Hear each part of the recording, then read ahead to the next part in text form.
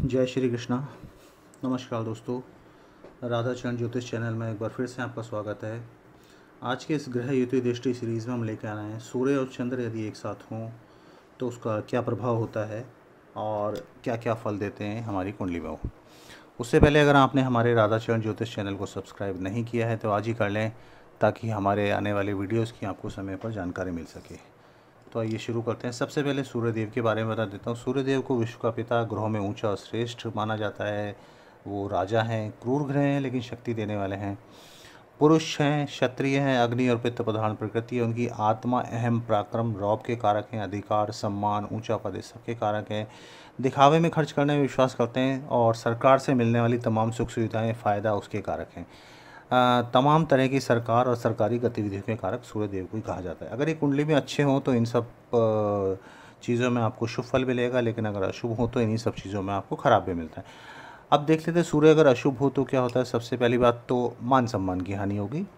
गुरु, माता, पिता, इन सब का साथ छूटने की उम्मीद रहती है। सरकार से कष्ट मिल सकता है, दंड मिल सकता है। नौकरी करें तो नौकरी जाने के चांस होते हैं। अगर कोर्ट कचहरी में कुछ केस वेस चल रहा है तो उसमें ख़राब होने के चांस रहते हैं। गरीबी होती है, दुख और दरिद्रपूर्ण जीवन होता है। पशुओं की हानि हो सकती है, विशेष तौर पे चौपाया पशु जो होता है।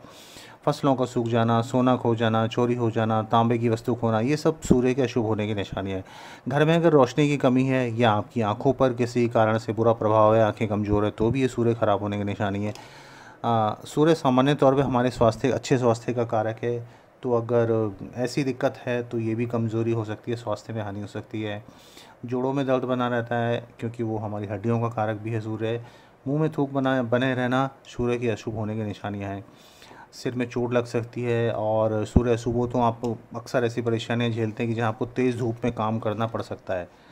मतलब चाहे आप कहीं लाइन में लगे हैं या चाहे कहीं जा रहे हैं, पैदल चलना है, कुछ भी है, किसी भी कारण से आपको तेज़ धूप में जाना पड़ सकता है। अब चंद्रदेव के बारे में बात कर लेते हैं। चंद्रदेव मन, माता, जल, सुंदरता, आपकी इमोशंस, इन सब के कारक हैं। हमारे सुख के कारक हैं। रानी ग्रह माना जाता है, स्त्री ग्रह है, बीज, औषधि, मानसिक शांति के कारक हैं, संवेदनशीलता के कारक हैं, सहज और सरल हैं, बुद्धिमान हैं, सकारात्मक हैं, पॉजिटिव सोच रखते हैं, सेवा भाव रखते हैं मन में, सम्मान, जनता, रक्त प्रवाह, इन सब के कारक चंद्रदेव हैं। तमाम तरह की सफ़ेद चीज़ें, दूध, चावल या अन्य कोई भी सफ़ेद वस्तु, सब सूर्य के चंद्र के इसमें आते हैं। बचपन, युवतियाँ, सुंदरता, स्त्री सुख, पेट, बाईं आँख, यूटेरस, ब्लैडर, अंडाशय, गर्भ धारण करना, कई सब तरह के मीठे पदार्थ, मोती, चांदी, ये सब चंद्रमा की ही चीज़ें हैं। अब यही चंद्रमा का खराब हो तो आपको इन तमाम चीज़ों की दुख देगा जो मैंने तो बताई हैं। लेकिन उससे स्पेसिफिक क्या हो जाता है, इंसान दुखी रहता है, मानसिक तनाव में रहता है, गरीबी होती है, माँ को परेशानी होती है, मान सम्मान की हानि होती है, राज्य से कष्ट मिलता है, जनता से परेशानी मिलेगी, हिस्टीरिया हो जाता है। ऐसे इंसान डरे डरे रहते हैं, नींद ना आने की समस्या लगी रहती है, मनोबल उनका कमज़ोर हो जाता है, याददाश्त उनकी कमज़ोर हो जाती है, स्त्री रोग लग सकते हैं, जलोदर लग सकता है या नज़र का दोष भी उनको लग सकता है। अब देख लेते हैं सूर्य और चंद्रमा अगर कुंडली में हो तो किस किस तरह की परेशानी या किस किस तरह की दिक्कत मिल सकती है। सबसे पहली तो चीज़ ये समझिए, आपके सूर्य तेज और बलशाली हैं, वहीं चंद्रमा शीतल और मन के कारक हैं। सामान्य तौर पे समझिए, शुक्ल पक्ष और कृष्ण पक्ष भी आपने देखे होंगे। जैसे जैसे चंद्रमा सूर्य के नज़दीक आता रहता है और एक पर्टिकुलर तिथि को आके उससे मिल जाता है, जब इन दोनों की युति होती है तो उसको अमावस्या कहते हैं। जब दोनों एक दूसरे के आमने सामने होते हैं तो उसको पूर्णमासी कहते हैं।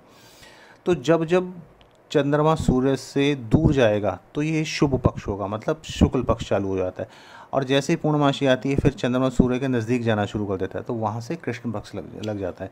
सामान्य तौर पर शुक्ल पक्ष को अधिक शुभ और कृष्ण पक्ष को थोड़ा सा कमज़ोर मानते हैं।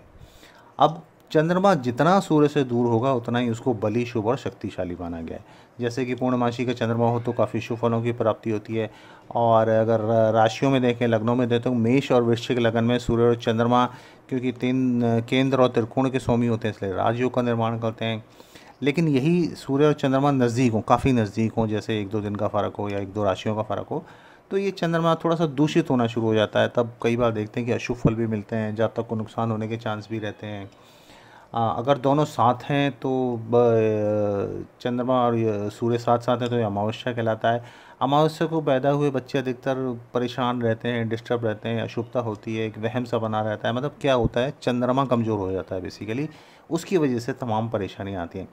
एक अनजाना सा डर मन में बना रहता है। चंद्रमा क्या है कि सूर्य के नज़दीक आने पर अपनी शीतलता खो देता है, इस वजह से इस तमाम तरह के अशुभ परिणाम और अशुभ फल मिलते हैं।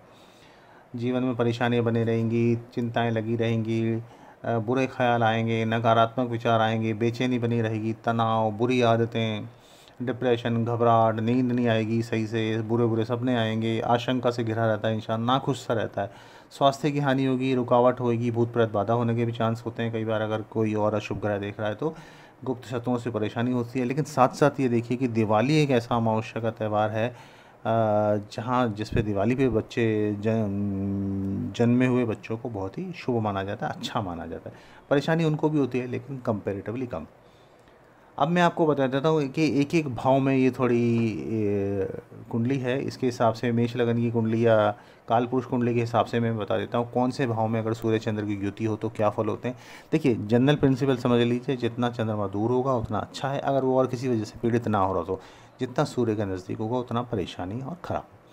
पहले भाव में अगर सूर्य चंद्र हो तो ऐसा व्यक्ति आकर्षक होगा, लेकिन साथ साथ उसे मानसिक पीड़ा, तनाव, दुविधा रहेगी, निर्णय लेने में थोड़ी सा परेशानी होगी, उसका मन थोड़ा चंचल और कमज़ोर होगा, मतलब कि मेष में। दूसरे भाव में सूर्य और चंद्र अगर एक साथ हैं तो सबसे पहली बात फाइनेंशियल परेशानी, आर्थिक पक्ष कमज़ोर रहेगा और परिवार के साथ भी परेशानियां झेलनी पड़ सकती हैं। सूर्य जिन जिन भाव में ख़राब होगा, जिन जिन भाव में अच्छा होगा, वहाँ उसी हिसाब से फल मिलते हैं। दोनों को आप रिलेट करके देख सकते हैं।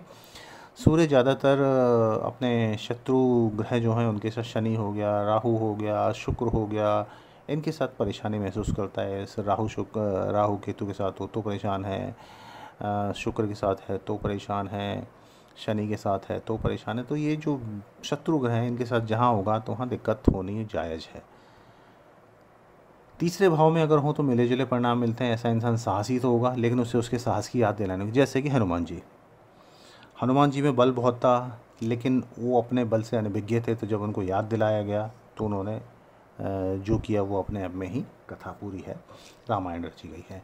चौथे भाव में हो तो चौथा भाव चंद्रमा का खुद का होता है, तो चंद्रमा बलशाली हो जाएगा लेकिन सूर्य कमज़ोर हो जाएगा, तो इसमें मिले जुले परिणाम मिलते हैं।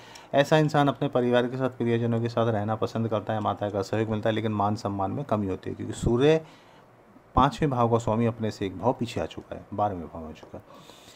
पंचम भाव में हो सूर्य चंद्र की, यहाँ चंद्रमा अपने से अगले भाव में जा चुका है तो दूसरा भावनात्मक रूप से थोड़ा सा कमज़ोर हो जाता है। ऐसे इंसान थोड़ा मानसिक तनाव में बना रह सकता है, भाई बहनों के जीवन में चुनौतियां बनी रहती है। छठे भाव में हो तो चंद्रमा कमज़ोर हो गया, सूर्य भी कमज़ोर हो गया। सूर्य थोड़ा उतना कमज़ोर नहीं हुआ लेकिन चंद्रमा ज़्यादा कमज़ोर हो गया, तो ऐसे चिंता, स्वास्थ्य को लेकर परेशानियाँ और मानसिक तनाव ऐसे इंसान को बना रह सकता है। सप्तम भाव में हो तो सूर्य क्योंकि अलगाव का कारक भी है तो दाम्पत्य जीवन में चुनौतियाँ, परेशानी बनी रहेगी, वैवाहिक जीवन में कष्ट आ सकता है, कलह, विवाद, अलगाव की स्थिति भी बन सकती है अगर सूर्य पीड़ित हो ज़्यादा। तो ऐसे में सिचुएशन ये होती है कि थोड़ा साझेदारी या पार्टनरशिप के कामों से बचना चाहिए इंसान को।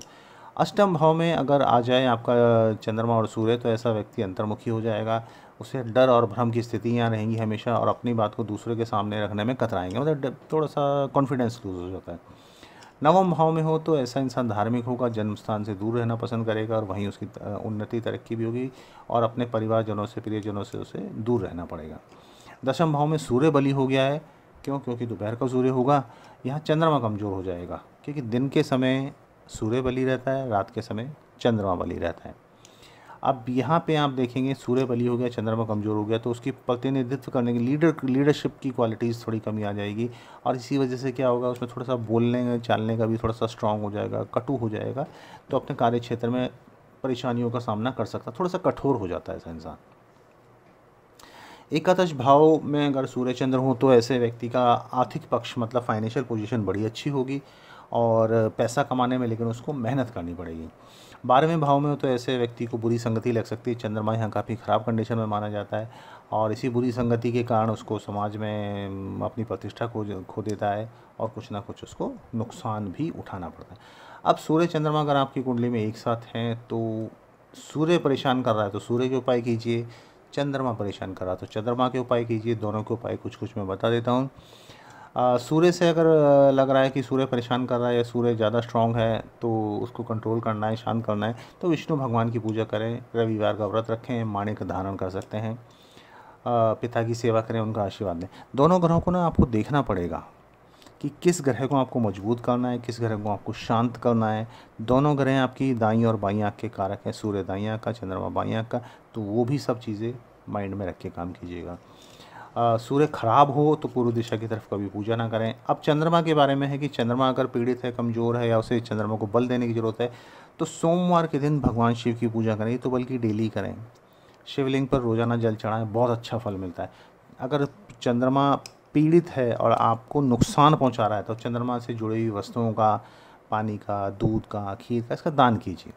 कोशिश कीजिए सुबह आप जल्दी जागें और रात को जल्दी सोएं, इससे भी बड़ा अच्छा शुभ प्रभाव पड़ता है।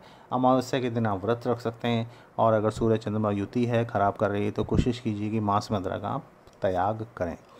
उम्मीद है ये कुछ चीज़ें आप अपनी कुंडली में अपने आप देखना सीख गए होंगे, और जो जो उचित उपाय हैं आप कर सकते हैं। सूर्य और चंद्रमा के बारे में आपको और जानना हो तो इस पे हमारे चैनल पे अलग अलग वीडियो भी हैं दोनों की, जिसमें बहुत डिटेल्ड में बताया गया है, तो वहाँ से भी आप कुछ व्यू ले सकते हैं। इस वीडियो के बारे में अगर आपके कुछ भी कमेंट्स हो तो अवश्य हमें सूचित करें, अवश्य कमेंट सेक्शन में दें। भगवान भोलेनाथ आप पर कृपा बनाए रखें, माँ आप पर कृपा बनाए रखें। सबका भला हो। जय माता दी।